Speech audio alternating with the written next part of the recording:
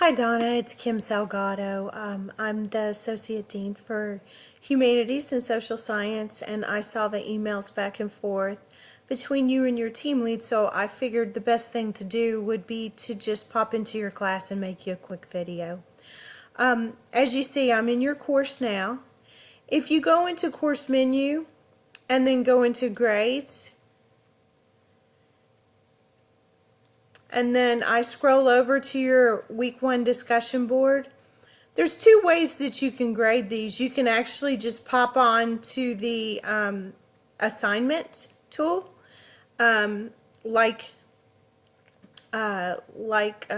two ways, but you can do that if you want to do it easily. And I see that you do have some feedback here in the rubric, but if you pop down here, this is the general feedback area, and this is what the students see first. And so what I believe your team lead is asking you to do is to recognize them by their name and just say, "Hi Shelby, thank you so much for posting this week. See the rubric for my feedback."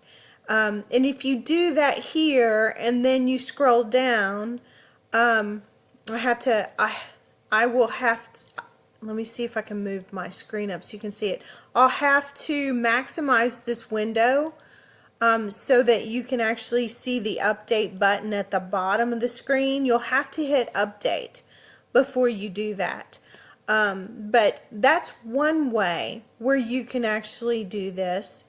I'm going to exit out of this and show you another way to do it.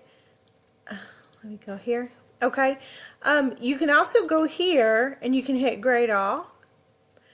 And when you do that, as you see here, there's no feedback to the student. So the students can't see your feedback at all. They don't really even know that they're supposed to jump over here into the rubric if this is their first class with us, right?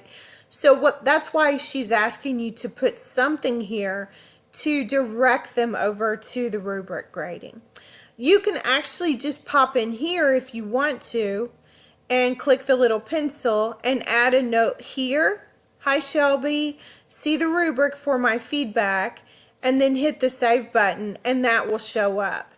And then when you finish popping into all of those, you will have to scroll all the way down and hit your save and close button so all of that will save. I hope this has helped you. If you want to be able to see what the student sees, you would have to actually come up here where your little icon is and hit view as a student. So I'm just going to view as a student and kind of show you what they see. This is what their screen looks like. And when you add feedback to them, it shows up here for them. And this looks weird because it's thinking that I'm a student and I'm not registered for your class. But this is kind of everything is listed here, and then if you give them feedback, it's going to show up here in the little comment box. And then it'll tell them to go grade the rubric. Let me see if I can show you in an assignments area.